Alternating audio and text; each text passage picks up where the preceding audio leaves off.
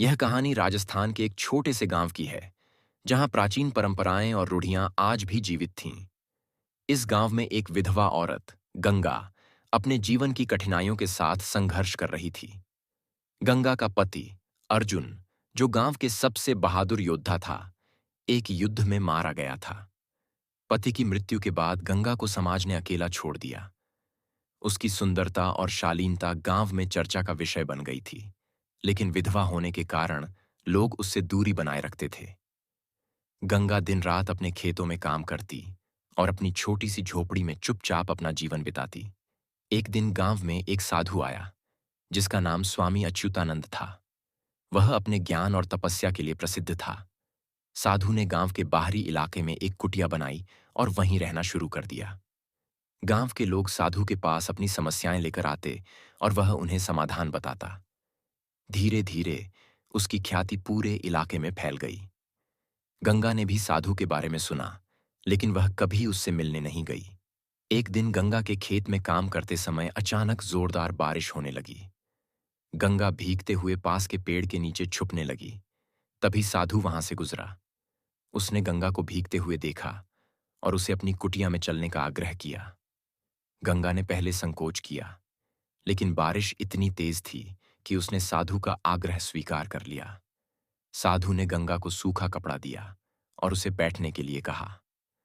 गंगा ने पहली बार साधु को करीब से देखा।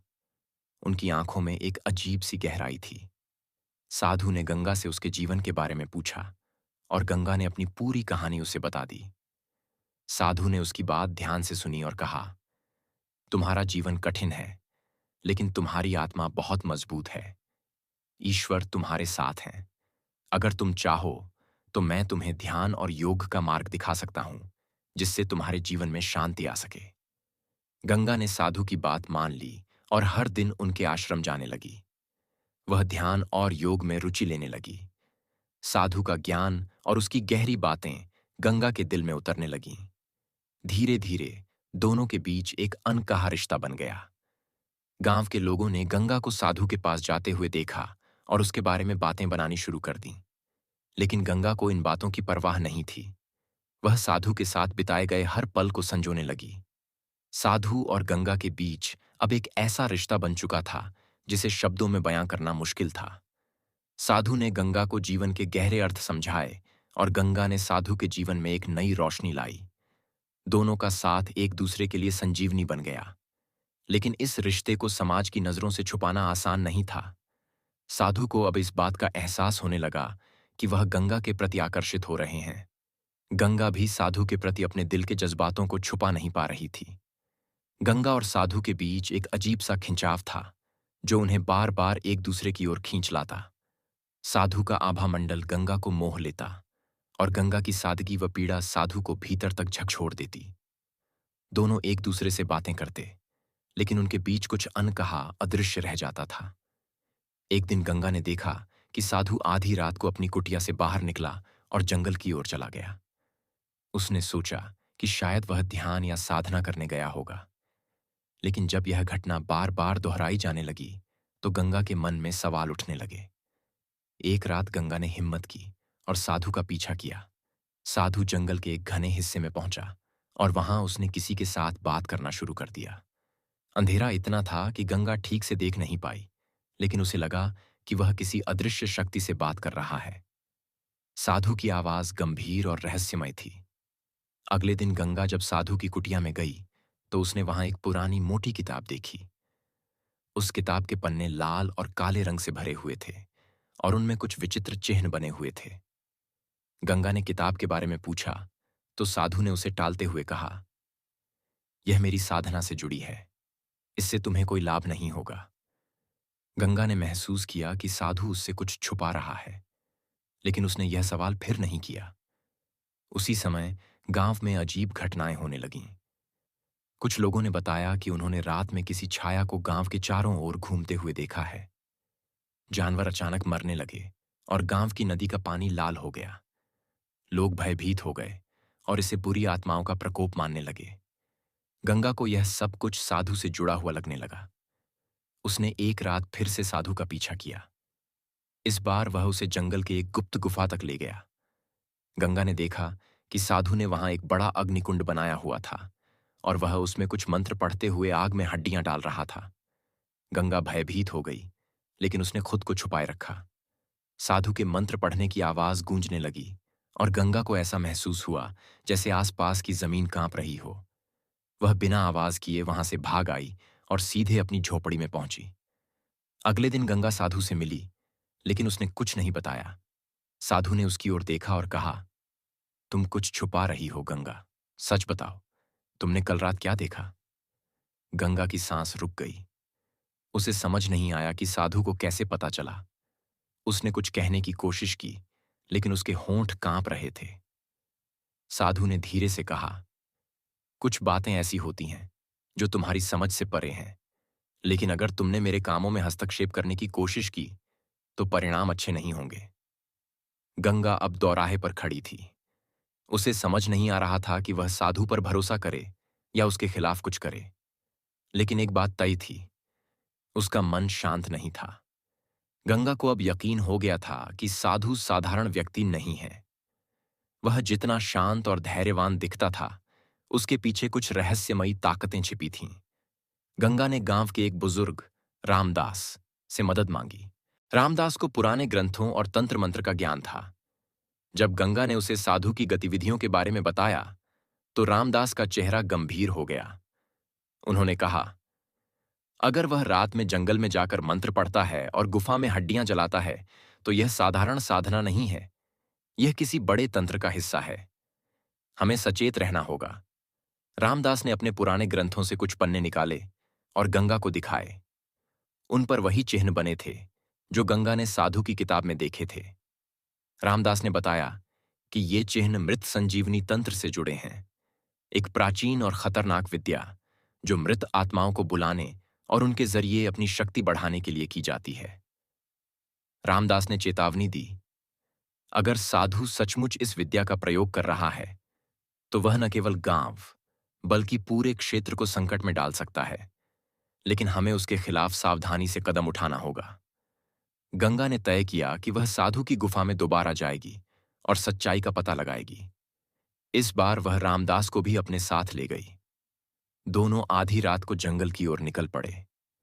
जब वे गुफा पहुंचे, तो अंदर से तेज रोशनी और मंत्रों की आवाज आ रही थी। गुफा के अंदर साधु एक बड़े चक्र के बीच में बैठा हुआ था। उसके चारों ओर मृत जानवरों की हड्डियां बिछी हुई थीं और उनके बीच एक अजीब सी आकृति हवा में तैर रही थी। वह आकृति कभी एक इंसान जैसी लगती, तो कभी कोई दैत्य जैसी। गंगा और रामदास ने छिपकर देखा। तभी वह आकृति साधु से बोलने लगी, तुमने अब तक अपने उद्देश्य को पूरा नहीं किया। तुम्हारी शक्ति तब तक अधूरी रहेगी जब तक तुम उस विधवा की आत्मा का बलिदान नहीं चढ़ाते। यह सुनकर गंगा सन्न रह गई। वह समझ गई कि साधु उसे क्यों अपने पास बुलाता था। साधु अचानक रुक गया। उसे लगा कि कोई उसकी गतिविधियों को देख रहा है। उसने जोर से आवाज दी, कौन है वहां? सामने आओ। गंगा और रामदास अब छिपे नहीं रह सकते थे। वे बाहर आ गए। साधु की आंखों में क्रोध और आशंका थी। उसने कहा, तुम्हें यहां नहीं होना चाहिए था। अब तुमने जो देखा है, उसके बाद तुम्हें यहां से जिंदा जाने नहीं दूंगा। गंगा ने साहस जुटाकर कहा, साधु, तुमने जो किया है वह गलत है। तुमने मेरी सादगी और दुख का फायदा उठाने की कोशिश की, लेकिन मैं तुम्हारे इरादों को सफल नहीं होने दूंगी। साधु ने मंत्र पढ़ना शुरू कर दिया। गुफा की दीवारें कांपने लगीं और एक अजीब ऊर्जा पूरे वातावरण में फैल गई। रामदास ने गंगा से कहा, यहां रुकना अब खतरनाक है। हमें जल्दी कुछ करना होगा।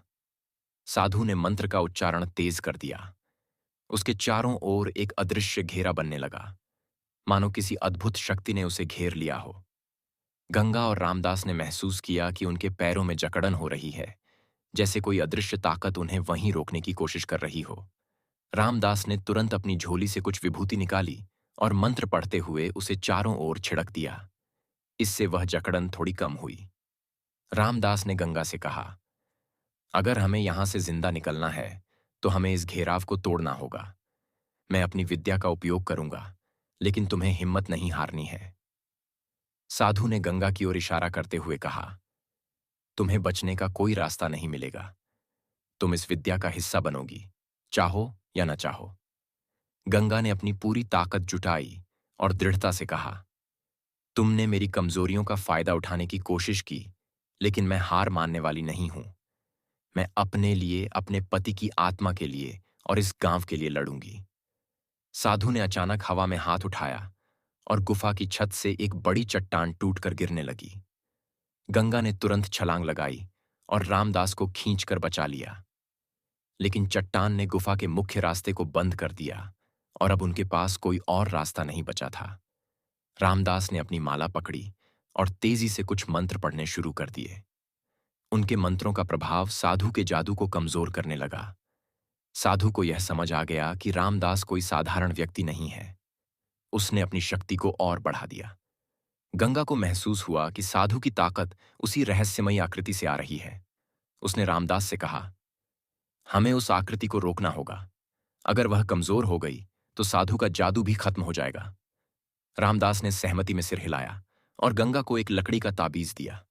उन्होंने कहा, यह ताबीज उस आकृति को रोक सकता है, लेकिन तुम्हें बहुत नजदीक जाकर इसे उसके चक्र के बीच फेंकना होगा।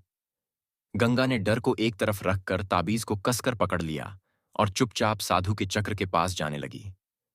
साधु का ध्यान रामदास पर था, जो लगातार अपने मंत्रों से उसकी शक्ति को कमजोर कर रहे थे। जैसे ही गंगा चक्र के पास पहुंची, उसने पूरी ताकत से ताबीज को आकृति की ओर फेंक दिया। ताबीज चक्र के केंद्र में जाकर गिरा और अचानक एक तेज विस्फोट हुआ। गुफा की दीवारें कांपने लगीं और साधु के चारों ओर बनी शक्ति का घेरा टूट गया। साधु ने गुस्से में गंगा की ओर देखा और अपनी आखिरी कोशिश में उस पर हमला करने की कोशिश की, लेकिन रामदास ने तुरंत अपने मंत्र का अंतिम उच्चारण किया और साधु जमीन पर गिर पड़ा। जैसे ही साधु बेहोश हुआ, गुफा में अजीब सा सन्नाटा छा गया। वह रहस्यमयी आकृति धीरे धीरे गायब होने लगी। गंगा और रामदास ने राहत की सांस ली। गुफा की दीवारों पर बने चिन्ह अचानक जलने लगे और धुएं में बदल गए। रामदास ने गंगा से कहा, यह साधु खुद भी किसी बड़ी ताकत का मोहरा था। इसका अंत हो गया, लेकिन हमें सतर्क रहना होगा। हो सकता है यह खतरा पूरी तरह खत्म न हुआ हो। गंगा ने साधु के पास जाकर उसकी किताबों और वस्त्रों को खंगाला। उन्हें एक पुराना पत्र मिला जिसमें लिखा था, तुम्हें गंगा की आत्मा को बलिदान में चढ़ाकर उस शक्ति को मुक्त करना होगा जो सदियों से कैद है। इससे तुम्हें अमृतत्व प्राप्त होगा। गंगा के रोंगटे खड़े हो गए। उसने रामदास से कहा, कौन है यह शक्ति और इसे कैद किसने किया था? रामदास ने गहरी सांस ली और कहा, यह एक बहुत पुरानी कहानी है, लेकिन इसका अंत अभी बाकी है। हमें जल्द ही और सच्चाइयों का सामना करना होगा। गंगा और रामदास ने साधु के सामान को देखा तो उन्हें एक और चीज मिली, एक धातु का ताबूत जो जटिल चिन्हों से ढका हुआ था।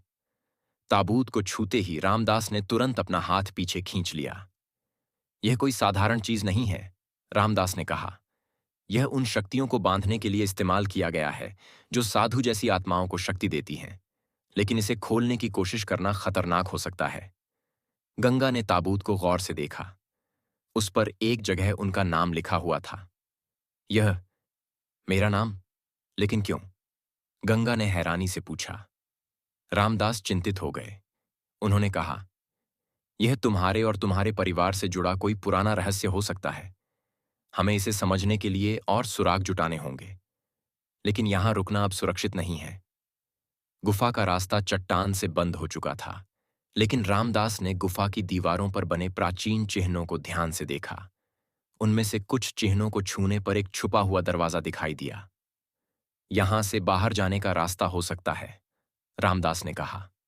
गंगा और रामदास उस दरवाजे से होकर एक और लंबी सुरंग में चले गए।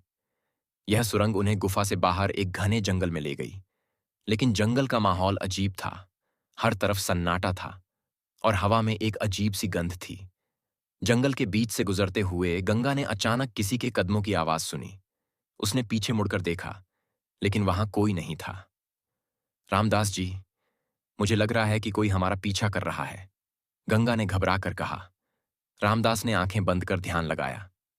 कुछ क्षण बाद उन्होंने कहा, यह वही ताकत है जो उस ताबूत से जुड़ी है। वह हमें जाने नहीं देगी। हमें जल्दी करना होगा। जंगल के बीच से गुजरते हुए उन्हें एक पुरानी खंडहर सी हवेली दिखाई दी। हवेली की खिड़कियां टूटी हुई थीं और दीवारों पर काई जम चुकी थी। यह हवेली यहां जंगल के बीच में क्यों है? गंगा ने पूछा। रामदास ने कहा, कई बार प्राचीन स्थानों में छुपे हुए रहस्य हमारे जवाब बन सकते हैं।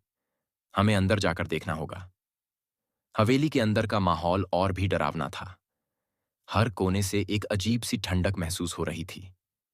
गंगा ने दीवारों पर बने चित्रों को देखा। उनमें से एक चित्र देखकर वह चौंक गई। यह मेरी मां का चित्र है, लेकिन यह यहां कैसे हो सकता है? रामदास ने चित्र को ध्यान से देखा। उसके नीचे एक तारीख लिखी हुई थी, 1950। यह असंभव है। तुम्हारी मां की उम्र इस तारीख से मेल नहीं खाती। यह कुछ और ही है, रामदास ने कहा। अचानक हवेली की छत से किसी के चलने की आवाज आई। गंगा और रामदास ने ऊपर की ओर देखा। एक धुंधली परछाई सीढ़ियों से नीचे उतर रही थी। कौन है वहां? रामदास ने जोर से पूछा। परछाई रुकी और धीमी, गूंजती हुई आवाज में बोली, तुमने जो रास्ता चुना है वह तुम्हें केवल विनाश की ओर ले जाएगा। यह ताबूत वह राज है जिसे खोलना तुम्हारे लिए शाप साबित होगा। गंगा ने हिम्मत जुटाकर कहा, तुम कौन हो और मेरे परिवार से तुम्हारा क्या संबंध है? परछाई ने कोई जवाब नहीं दिया, लेकिन उसने अपनी उंगली से एक जगह इशारा किया। वह इशारा हवेली के तहखाने की ओर था। रामदास और गंगा ने परछाई का पीछा करने का फैसला किया। जैसे ही वे तहखाने की ओर बढ़े,